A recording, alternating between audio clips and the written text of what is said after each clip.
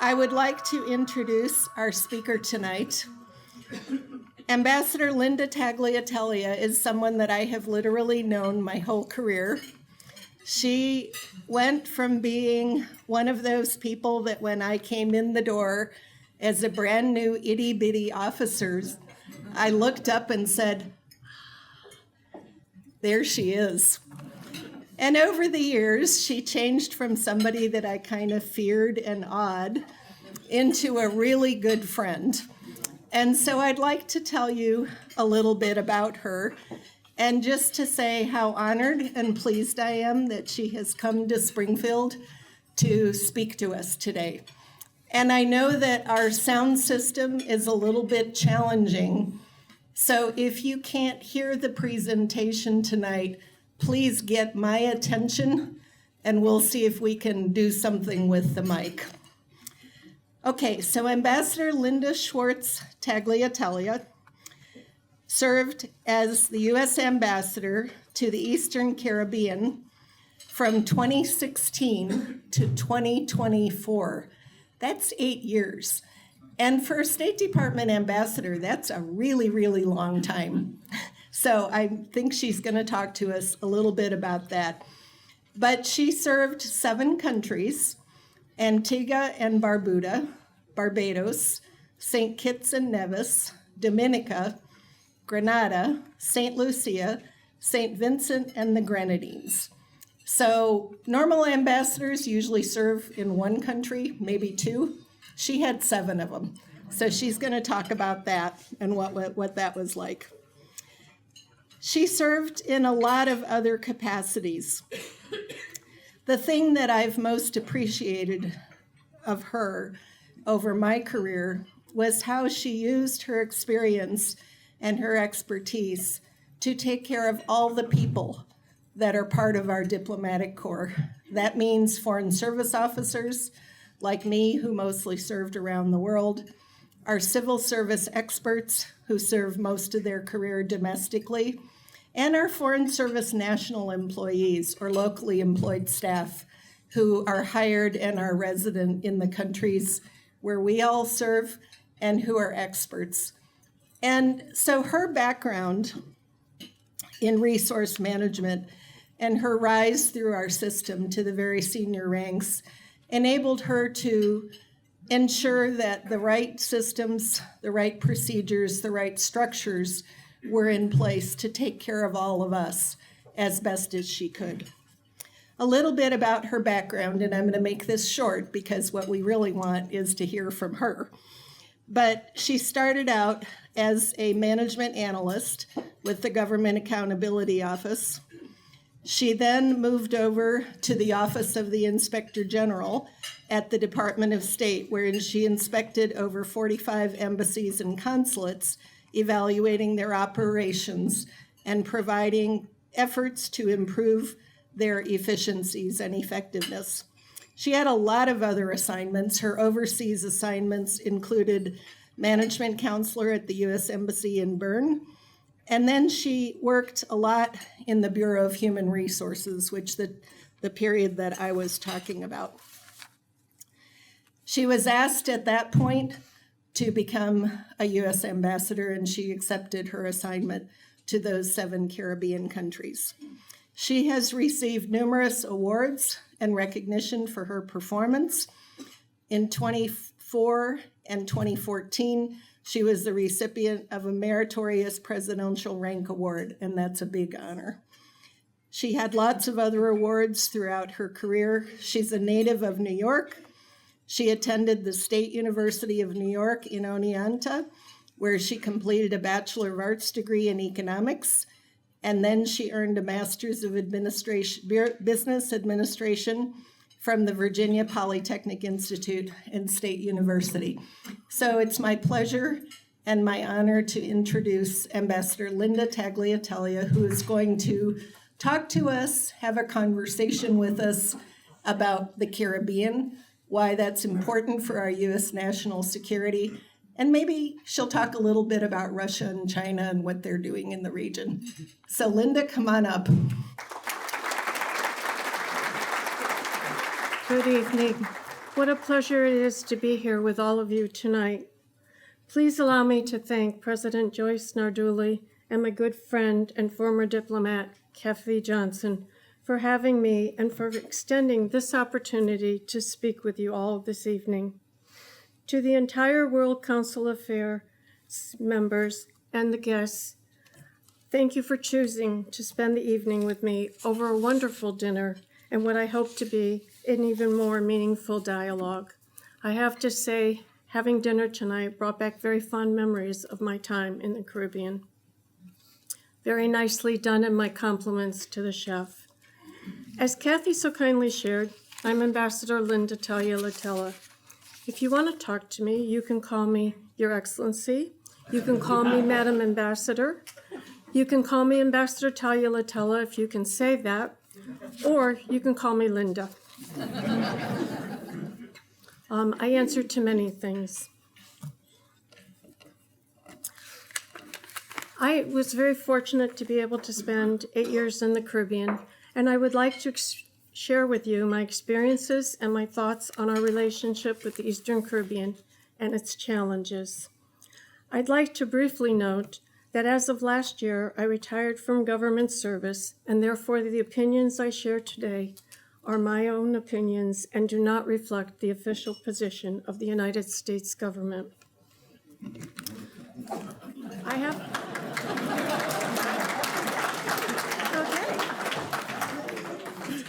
I will be very careful what I say.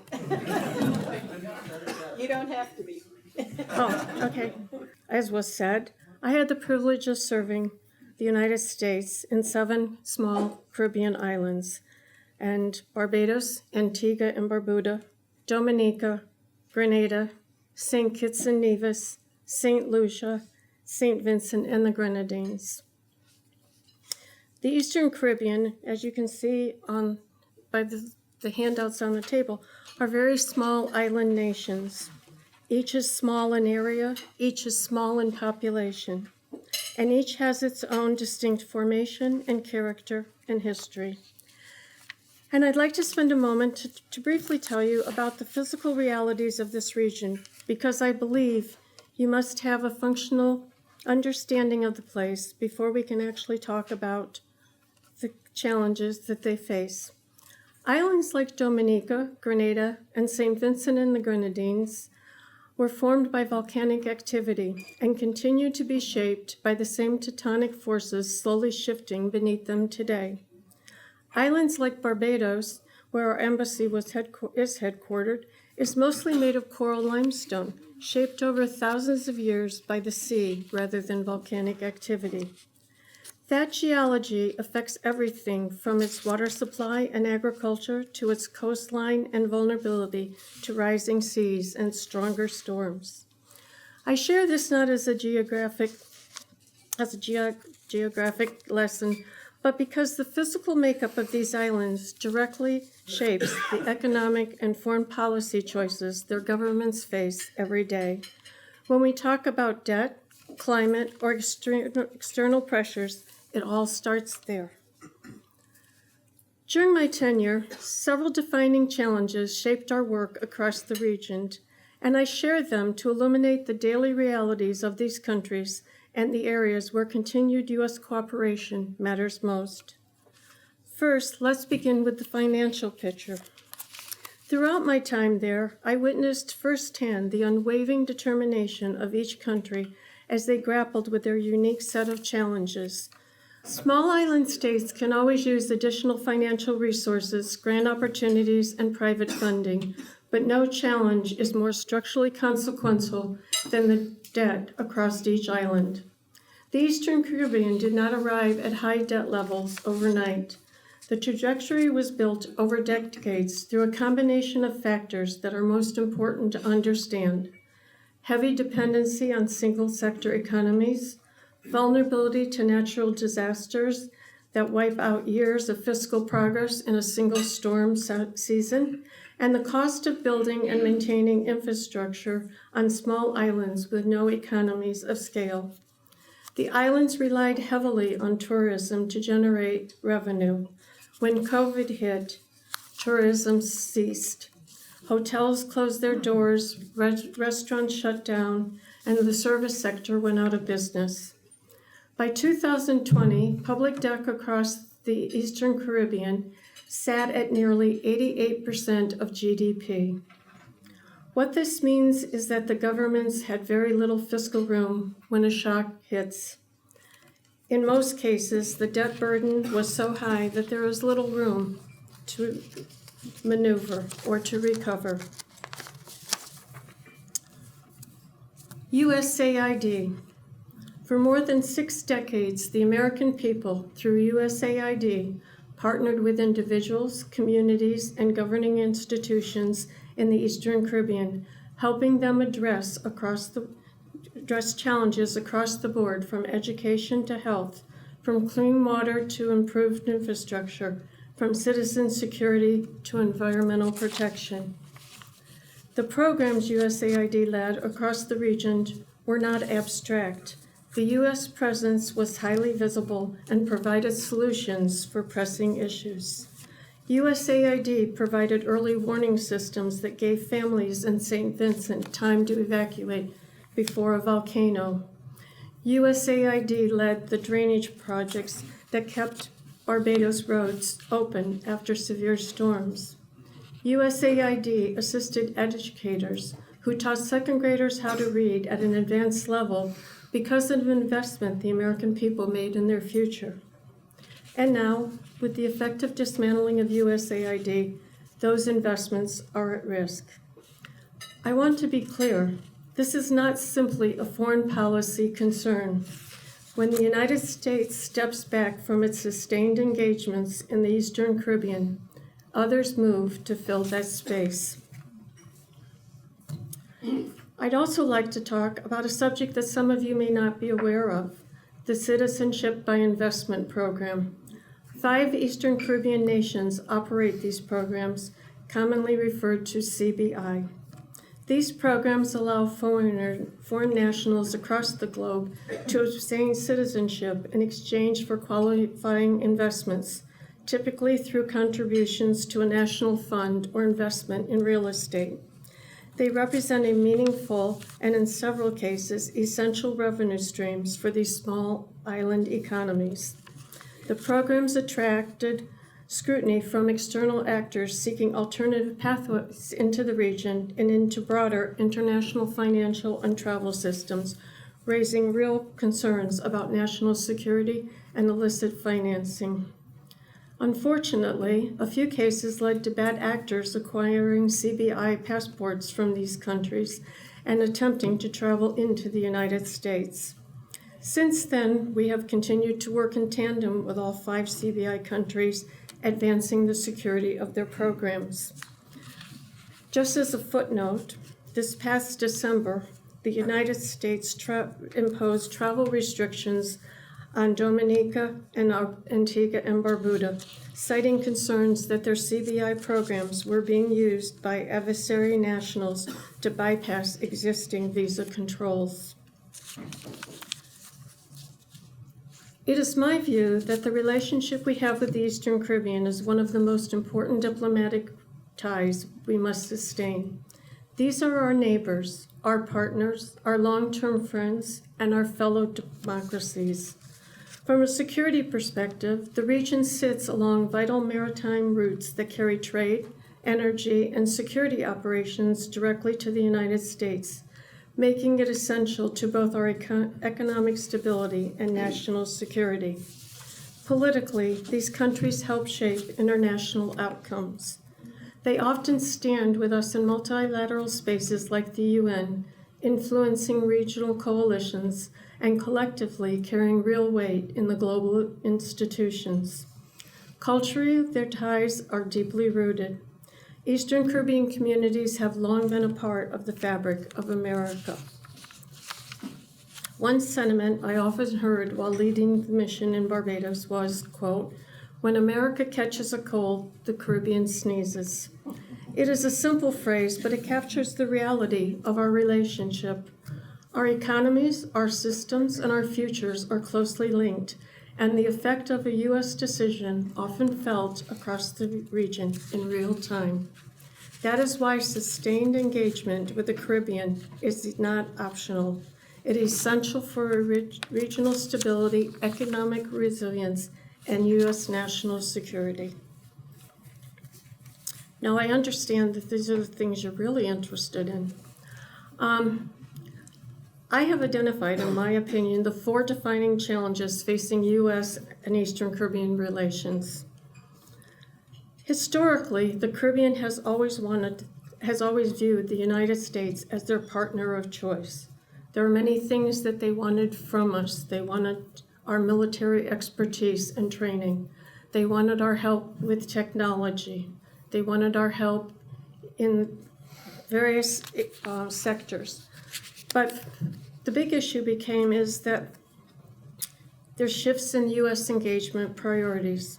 Our commitment to the region has not always reflected the level of strategic importance we know it holds. Priorities shift with each administration, Democrat or Republican. Funding is not always consistent or sustained, and in some cases, initiatives are introduced without the long-term follow-through required to deliver meaningful effect. For small island states, that inconsistency carries weight.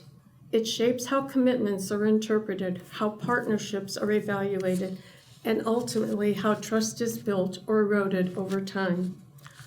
Often, we approach the Eastern Caribbean as an extension of the broader Latin America strategy, rather than as a region with its own distinct priorities. But for these nations, the stakes are immediate and material, and when our presence is not consistent, it creates space for others, including Russia, China, and Cuba.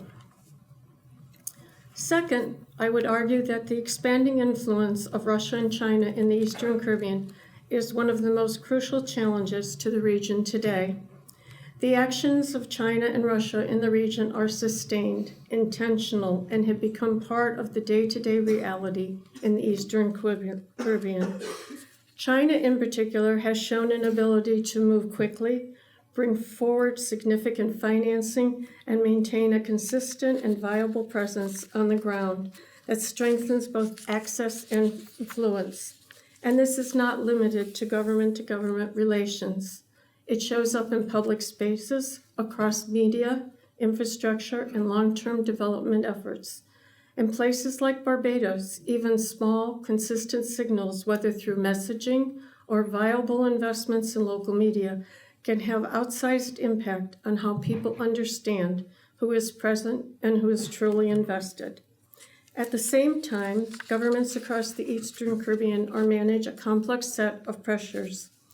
St. Kitts and Nevis, St. Vincent and the Grenadines, and St. Lucia remain 3 of the 12 countries globally that continue to recognize Taiwan, and that position is increasingly tested.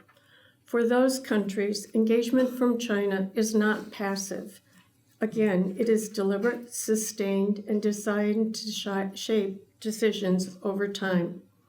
While the United States maintains a strong foundation in Barbados, our physical footprint across the Eastern Caribbean remains limited.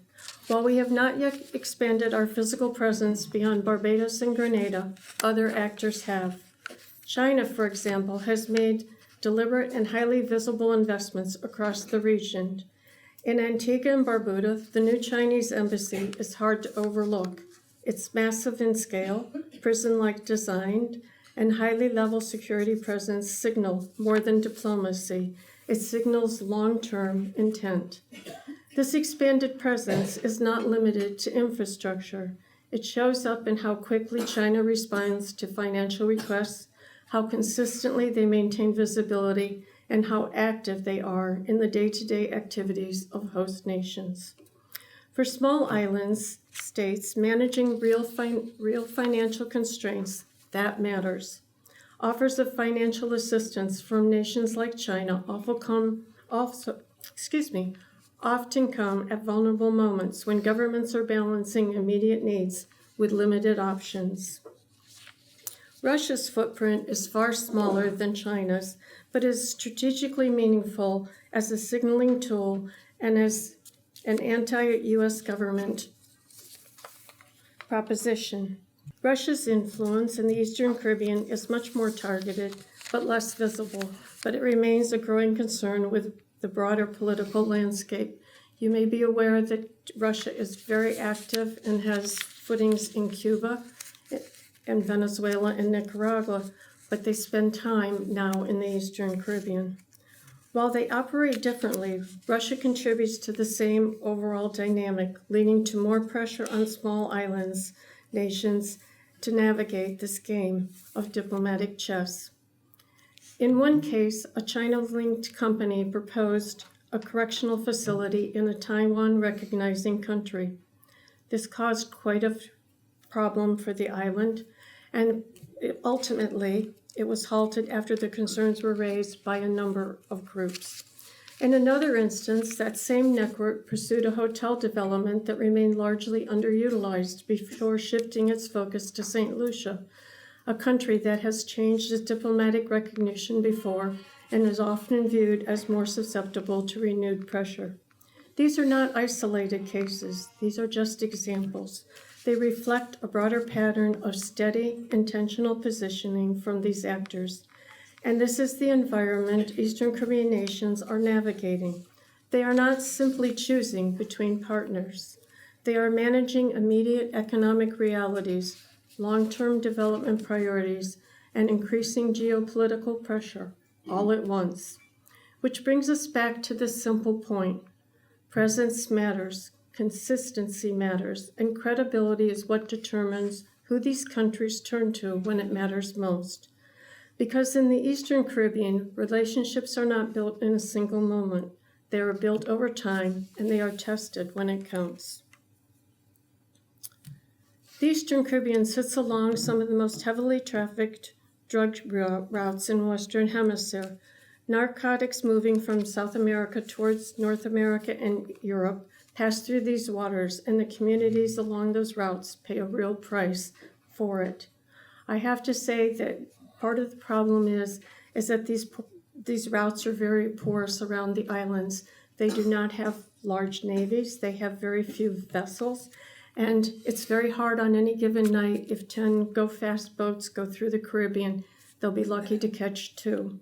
So it becomes a very easy route for them to use. I also would like to say at this point, and I'm not sure how many are aware, but one of the problems we're having with the Eastern Caribbean at the moment is that drugs and guns are coming into the Eastern Caribbean from the United States. This has become a very big issue for them. We've had joint efforts where we work with DEA and the FBI. They work with ATF on guns, but it has become a serious point of contention with these islands. I will tell you a story that apparently, and I didn't, not having drugs available or needed, I never understood, but why were we bringing drugs into the Caribbean if the drugs were coming from Latin America north to the United States? And my understanding is that we have some designer drugs which are very in great demand in the Caribbean. And this, I think, proves part of my point about what is going on in the Caribbean at the moment with the United States military and the small boats. But while I was in my last 2 years in Barbados, there were 5 Americans arrested. They were arrested at the port in Barbados, and I'm sure there were others arrested elsewhere, but there were 5 instances where people were arrested as they got off the plane from Miami. And the problem was these people had drugs in their suitcase. They were carrying them for somebody. They had a significant amount. These were not drug dealers. These were not drug cartel members. These were people who were offered money in the United States, people who obviously thought $20,000, $25,000 was a lot of money. It was going to help them pay their rent, be able to put forward money towards a new car. But people who had a need for money, and they were guaranteed a plane ticket, a round-trip plane ticket to Barbados. They were guaranteed a week on the beach in Barbados, and they were offered money to take this suitcase to Barbados. One of the most saddening things to me was the last one that happened just before I left. was a young woman who was in her early 20s, somewhere between 22 and 24. And she obviously she came off the flight I was on. And when I got off the plane, there was a lot of security people running around, and my security bodyguard was trying to pull me quickly to get my bag and get out of the airport. But apparently, they have sniff dogs. They identified the drugs, and when she picked up the suitcase, they arrested her. Unfortunately, she had her 8-month-old baby with her. And unfortunately, when they took her to jail, they took the child to the home in Barbados, where the equivalent of an orphanage. And I made a couple of visits to the home. This child was going to spend from the time he was 8 till the time he was probably 16 months or older in this home. He was going to learn to walk. He was going to learn to say full words. And she was never going to be able to see that because the child was in the home and she was in jail. And there was always a question of whether she had a return ticket, and obviously once she got out of jail, she would have been deported and the child would have gone with her. But the point being is that she had hope that she could accomplish this mission, that she could do what she could. But she wasn't a drug dealer. She just needed the money for whatever was going on in her life. I have to say that obviously those things are heartbreaking. Obviously, yes, she was committing a crime, but at the same time, this is not going to stop drugs from transiting from the United States to the Caribbean or vice versa. There has to be a different way to handle this because, to be very honest, the 5 people that were caught, they were interviewed by the FBI and DEA, and none of them would give up where they got the drugs, who they were delivering the drugs to, because they worried about the implications towards their family or what would happen to them when they got back to the United States. While I was an ambassador, we signed an agreement with the regional security system, providing almost $2 million to support narcotics interdiction, organized crime investigation, and law enforcement professionalization across the region. And that's how we train them at the airports and at the seaports to check and see what happens. Cybercrime is the frontier these nations are least prepared for and most exposed to. Small governments transitioning digital infrastructure and financial sectors connected to global networks through tourism and the CBI programs are an attractive target. With USAID now withdrawn from the region, the security programs that they supported, things like youth criminal prevention, has stopped, and the capacity we built does not maintain itself. The United States has a direct national interest in ensuring these gaps do not become an opening for others. Lastly, I would like to mention climate change. I would suggest that the realities and risks of climate change in the Eastern Caribbean are among the top 4 issues facing the region today. As an ambassador, I had the privilege of engaging with people across the region, farmers, fishermen, and even marine biologists. And amongst those conversations, one thing came up consistently: the excitement of the tourism season and the revenues that would be gained, and then how quickly the sentiment shifted as the hurricane season approached. There was a real sense of uncertainty, families questioning whether their homes would withstand the next storm, governments preparing for the possibility that a single event could devastate large portions of their islands, and my team at the embassy working in real time to determine what support we could provide and how fast we could move. I was just back in Barbados last month. I was somewhat taken aback by the rising seawater. What was close to 20 to 30 feet out in a beautiful sandy beach was now less than 10 feet. The water was rising. When the high tide came in, there was almost no beach left in some areas of the island. This is a problem. Rising seawater is becoming a serious concern. But without a coordinated global effort, their ability to adapt and recover remains limited. Climate impacts in the Eastern Caribbean directly affect their economic performance, fiscal stability, and national resilience, often strengthening and stretching already limited resources. And in the most critical moments, the response matters, reliability matters, and relationships matter. The United States must continue to do all we can here at home to reduce our contributions to the climate crisis while continuing to advocate for climate preparedness, climate change mitigation, and environmental protections across the globe. In conclusion, what I carry with me most from my time in the Eastern Caribbean is not just the policy conversations, the beauty of the region, or the progress we made under my leadership. I carry the heart of the people and the responsibilities that come with true partnership.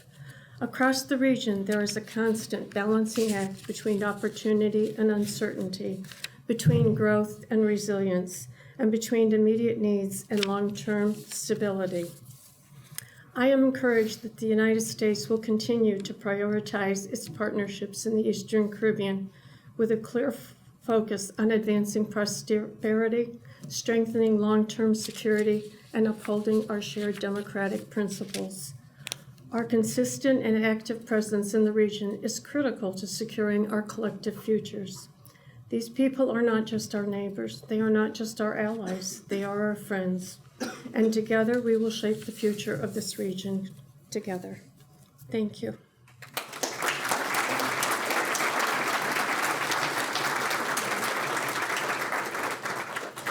Now we have time for question and answer. With our mic situation, I'll try to repeat your questions so that everyone can hear. I'd like to, since I have the floor, ask the ambassador to talk just for a moment about a topic that we covered with our young diplomats. Somebody asked a really great question about the difference of how the U.S. and China compete in the Caribbean, and what's the difference in the way the Chinese are handling things. Why is it that China is able to, for example, front the money for a hotel? And then if you could talk a little bit about the contract language, I think that would be useful for the broader audience to hear, if you would be so kind. Certainly. It's interesting that, when China, and this is true of China across the globe, it's not just the Eastern Caribbean, but is what I've been exposed to. What you find is that China comes into a small developing country, one that has needs and one that has financial debt, and realizes that there's got to be ways for them to get out of that. So when these islands want or need something, whether it's a new resort, whether it's a new stadium, something that's highly visible. And China will come in, bring a suitcase of money, give it to the country, say, we'll be happy to do this for you, and all you have to do is sign a contract that says over the next 30 years you will pay us back. Well, when they agreed to this, they signed two contracts. One is in English, one is in Chinese. And both parties signed both contracts. Supposedly the contracts are safe and secure, that they're not given to other people. But the United States was able to get a hold of one set of contracts, the Chinese and the English version. And what we found is the contracts weren't the same. The contracts had different provisions in them, some which said that if you don't pay us back, we will take over your port, we will take over your airport. If there is a contract dispute, the Chinese contract was very explicit that the conflict would be adjudicated in court in China. So not knowing the difference in the two, obviously and because of the need for this development and infrastructure development, people would sign these contracts because they never thought they would default on the contract. They never thought that there would be a problem. Obviously, when we would suggest this to them, it was interesting because I had one prime minister in particular who said that the United States was just sour grapes because China was making headway into the Eastern Caribbean and we just felt bad. We didn't want them there. And I tried to explain to them the cost of doing business with the Chinese. And they said, one thing you have to understand, when it comes to China, when it comes to Russia, their foreign policies like this. We know what it is, we understand. The United States' foreign policy does this, depending on who's in charge. And that's no reflection on either the Democrats or the Republicans, but in my tenure, yes, I served for two Democratic presidents and one Republican president. And it's true, the focus and the approach are different. And it becomes clear that, yes, the United States, as I said initially, we're inconsistent in how we do our foreign policy. We may have the same policies and the same ideas, but how we implement them is different depending on how the administration views them. We were talking a little bit about Antigua and Barbuda. China came in and took one of their cruise ship port and dug a deep water port. Great idea. There's now mega cruise ships out there. They need deep water ports to come into. China was more than happy to help them do that. Didn't take me long to figure out why, because Chinese submarines could go into the port, if in fact that's what they chose to do.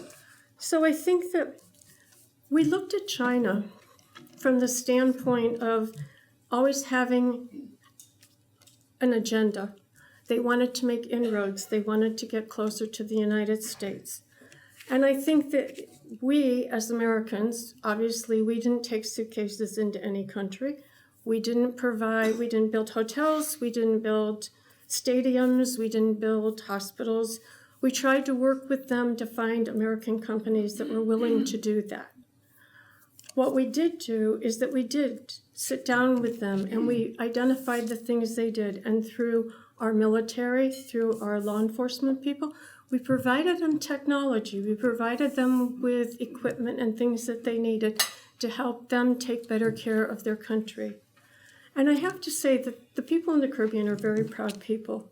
They wanted to be treated like real countries because I think they got the impression because they were so small that no one took them seriously. So if they were respected and you wanted to help them build themselves up and to develop their own country, that's what they wanted from the United States. They looked at us as the partner of choice. They looked at us as being able to identify better with Americans than with Chinese. And they really wanted to partner with us. And sometimes we came up a little short from what we were able to do compared to what the Chinese were doing. Excellent, thank you. Okay, questions? Yes. How do you think the capture of Nicolas Maduro has affected that region? Did everybody hear the question? Okay.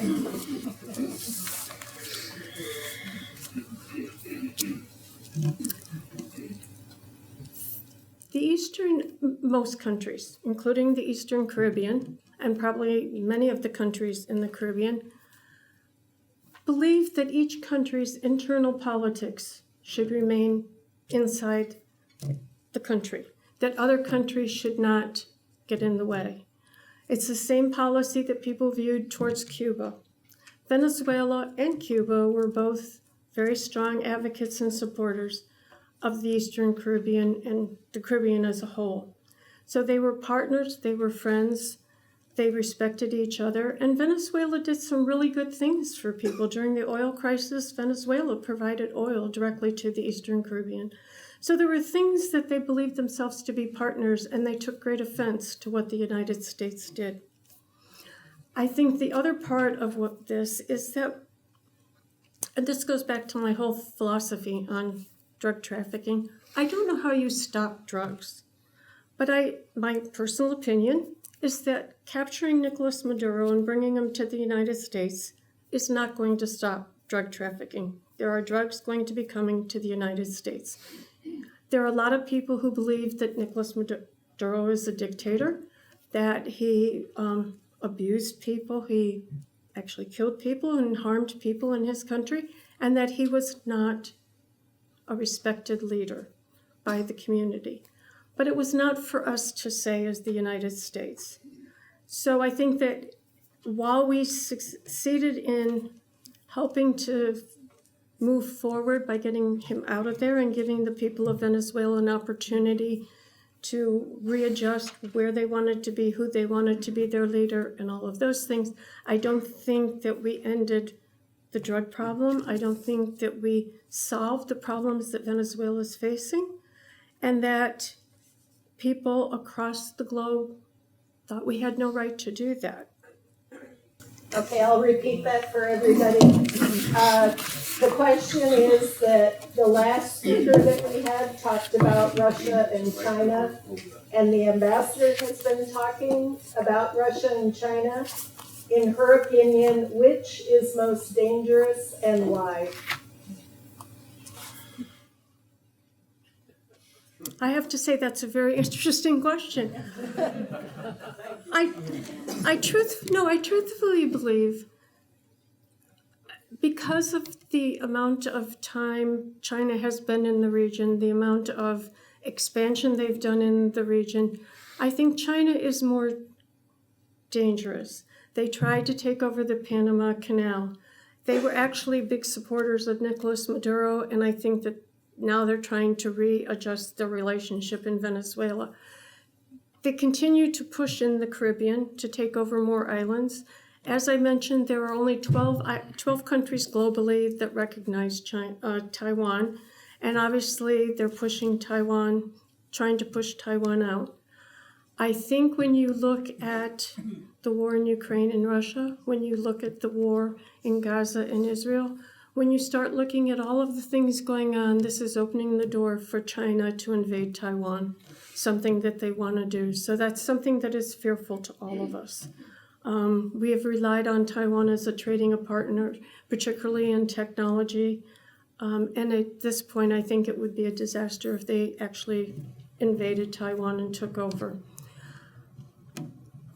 I think from a security standpoint, as I said, I think many of the things they do, and one of the reasons they prey on small developing countries that have financial debt problems and need help, is that they can then use what they have.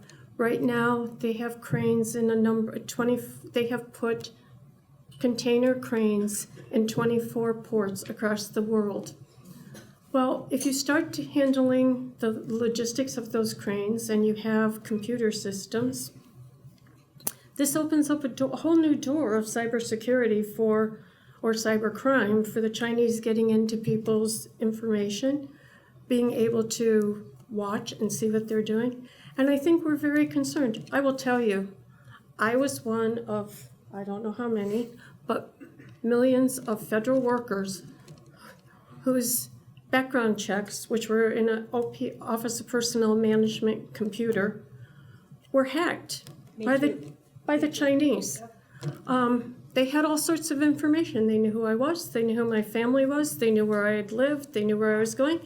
And I was fascinated that the United States government was willing to ensure any kind of problem with your this information for 3 years. And I thought, the Chinese are going to use this information when it becomes useful to them. Not in 2 years or 3 years, but when it becomes useful. And I'm sure the minute I was named ambassador, they had all sorts of information on me. They knew who my family was, who my siblings were. They knew who my ex-husband is. They had all sorts of information. And I don't know what they would, I don't know what they would use the information for, whether they could find something that they could blackmail you. But they're very cautious, they're very clever, and there's not much that they won't do. And I think that's what scares me. The Russians are trying to develop themselves, and I think they've been sort of occupied with Ukraine at the moment. But I will tell you that when I first got to Barbados, there was one Russian ambassador in Panama who covered the entire Caribbean. Never saw the man anywhere. Before I left, there was a second one who then had a specific region of the Eastern Caribbean. And slowly but surely, they are obviously expanding their presence. And I don't think that they're going to bring money into the country, but they're obviously going to try to influence things. But I think that China is ahead of them. And I would be more frightened of China than I would of Russia. So the question is, when you compare the number of U.S. military bases and Chinese military bases, how can the ambassador say the things that she has been saying?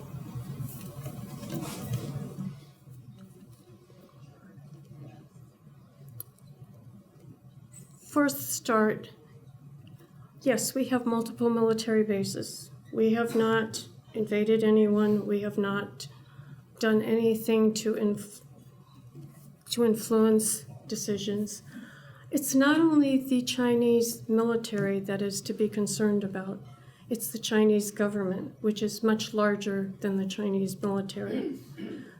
The companies that come and do the work for building the hotel, for building the stadium, for building the resort or whatever, those people, the more senior people, are doing other things besides building something. They obviously are doing surveillance. I will tell you, one afternoon, there were Chinese people outside the American embassy taking pictures. And they were saying that they were getting ready to build an embassy and they wanted a shining example of a great embassy. What they were doing was taking pictures of the equipment on our roof, which were our communications capabilities. So I think that it's not just the Chinese military, but it goes beyond that. And I think that if you look at where we have our military bases, a large number of them are in the United States, but yes, they are scattered over the world globally. But I don't think that we have the same agenda that the Chinese do. And maybe that's not a great answer, but that's what I believe. Because to be honest, the Chinese are not going to cause war with the United States, okay? They're going to do it in a different way. Like I say, they stole an inordinate amount of federal government workers' security background checks, and they have information on a whole large number of us. They do things that are good for a country, but also have some beneficial effect for them. And I think that I'm sure that, yes, we do some things that probably where we spy on people. But at the same time, we use it to help better our security than to go after countries and diminish their security. Back in the back? Yes, what about the CARICOM nations that what used to be called the Caribbean Community? Are they still viable, or are they still possibly an engine for economic cooperation, development, and security? CARICOM still exists. There are 15 Caribbean countries that are members, and they have 5 associate members, but all 7 of my islands are members.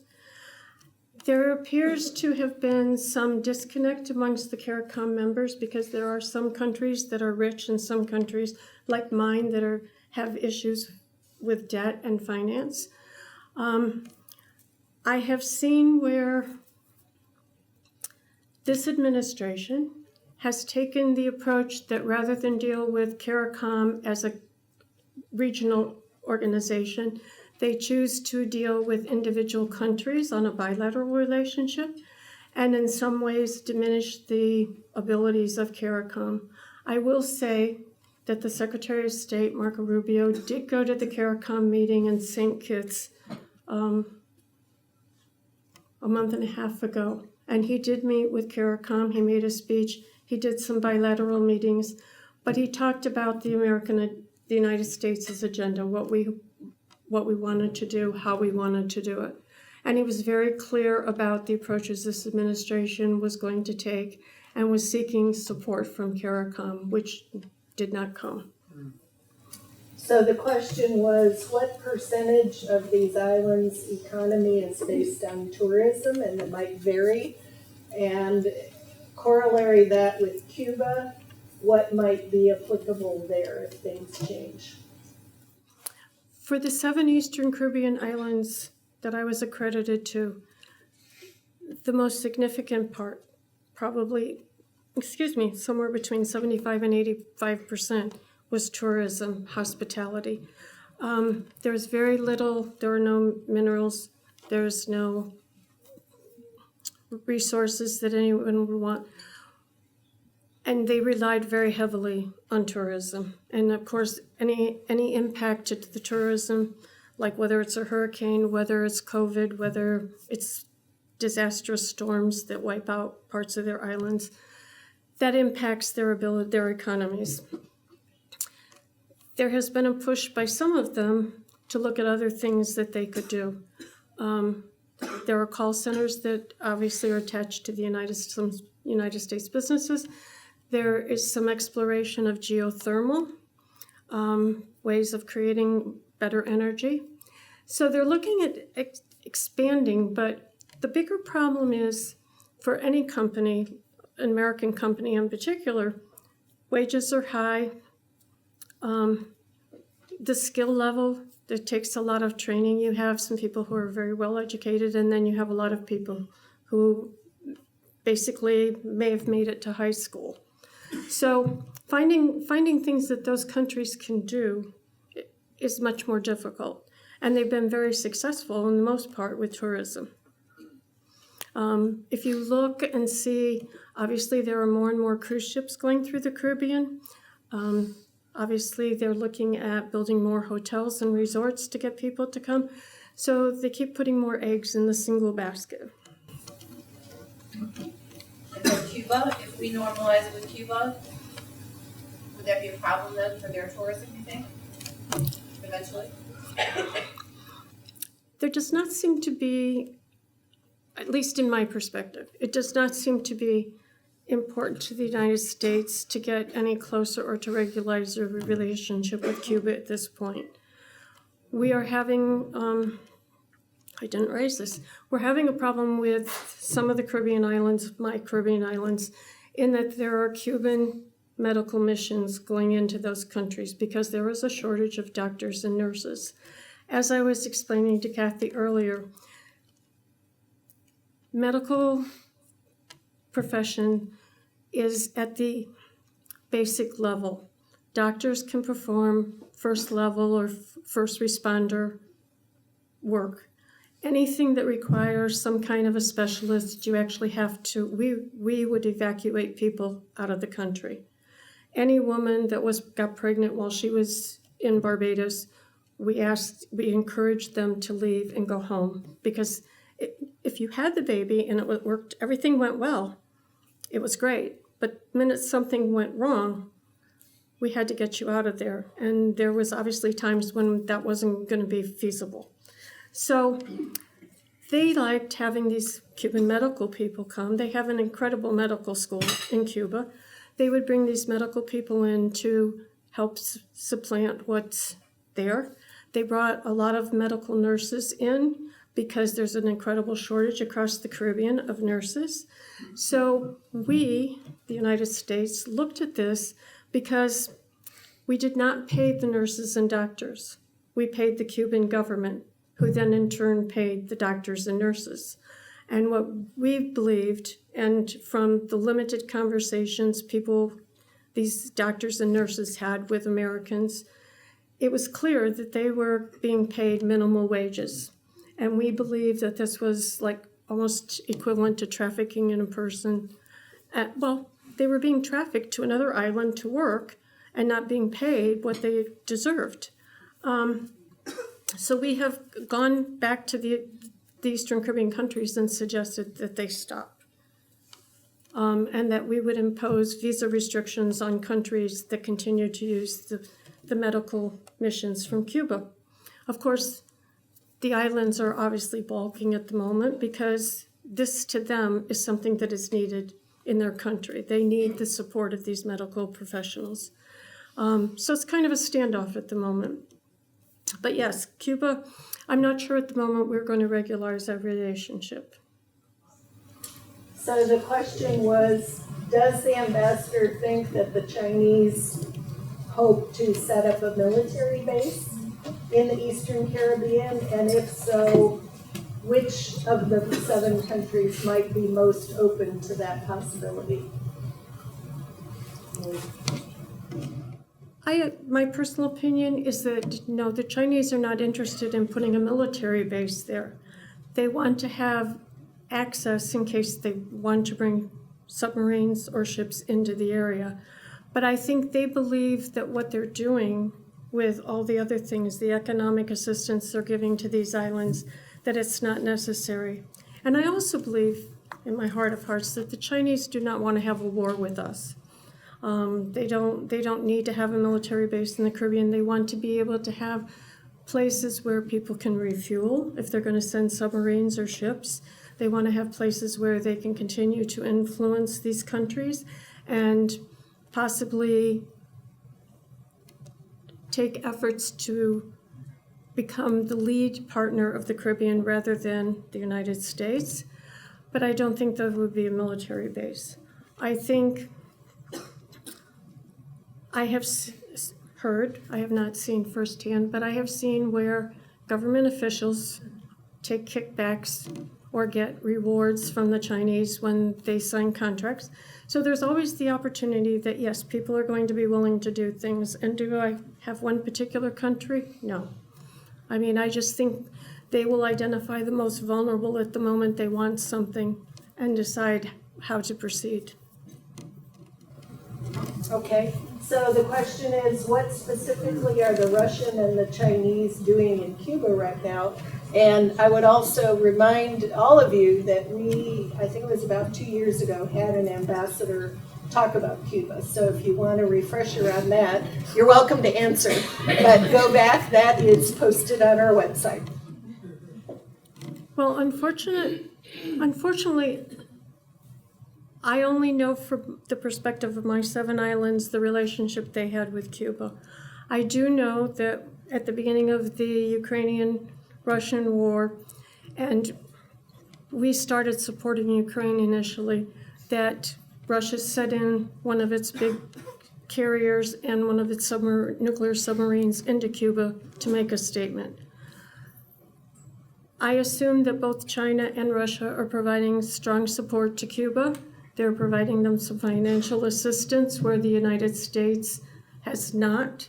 So I don't think that Russia may be more interested in putting something in Cuba other than the Chinese. But I have no idea where they are at the moment. There's a young man who has a question. Oh, a young man? Which one? Okay, go ahead. We'll take a last half of a question. You can make it quick, but like, whenever a situation like 2020 happens, what do the countries do, when their economy is stopped because there's no tourism? In 2020, I think everybody sat back and said, what can we do to rebuild the economy? As soon as possible, they reopened tourism. One of the things, and one island started and I think a second island picked up, but Barbados came up with this brilliant idea where it invited people around the world, where they opened a new program where people who could work remotely and who could actually didn't need any services from Barbados, you could come and live in Barbados for a year. You would rent an apartment, you'd go grocery shopping, you'd rent a car, whatever. You would help regenerate the economy. And people would come and spend the year. And there were numerous American families that I saw on the beach and met on the beach that came because rather than sitting at home, locked in a house and trying to have your children, because these children could do remote education too. Rather than having them sit at the dining room table and fighting, they could come and go to the beach. They could, spread out. So they tried different things to inspire people to come. There were, ideas of discounts, getting people to come for certain things. And slowly but surely they continue to do this. It's not something that you can do overnight. But yes, they have been trying very hard to dig out. And every time November comes, I sit back and watch the weather very carefully in hopes that there are no hurricanes. I will tell you that I did fly into Dominica on 2017 when there was when the hurricane came through. It was a Category 5 and it devastated the island, and it was very interesting because the people had this very interesting approach. There had been a hurricane 2 years earlier which had decimated parts of the island, and they said, "We did it once. We can do it again. We'll fix the island." The United States, in Barbados, just before 2023 or 4, we had a Category 1 hurricane, and everything closed, everybody shut down, everybody was told to stay home, stay inside. I got up that morning and nothing was going on. It was a beautiful morning. The dog and I went out for a little walk. We sat outside and had our coffee, and all of a sudden it started getting dark, and the winds started blowing, and the palm trees were actually bending, which startled me. And then I went inside, and then all of a sudden it started pouring, and it was lightning, and that was a Category 1. It really scared me, and I thought, I can't even imagine what a Category 5 hurricane would do, because in Barbados, a Category 1 hurricane destroyed 860 houses. Wow. So I guess the people in the Caribbean believe this is part of living in the Caribbean and that they find a way to change. Okay, I'm going to stop there, and before I thank the ambassador and before I give you all announcements, we have a public service announcement from John. All right. Ambassador, on behalf of the World Affairs Council of Central Illinois, we would like to thank you for coming and giving us such an informative program on the Caribbean and what Russia and China are doing, and for traveling to us today. And we'd like to present you with this book, Leadership in Turbulent Times, signed by Doris Kearns Goodwin, as a token of our appreciation. Thank you so very much.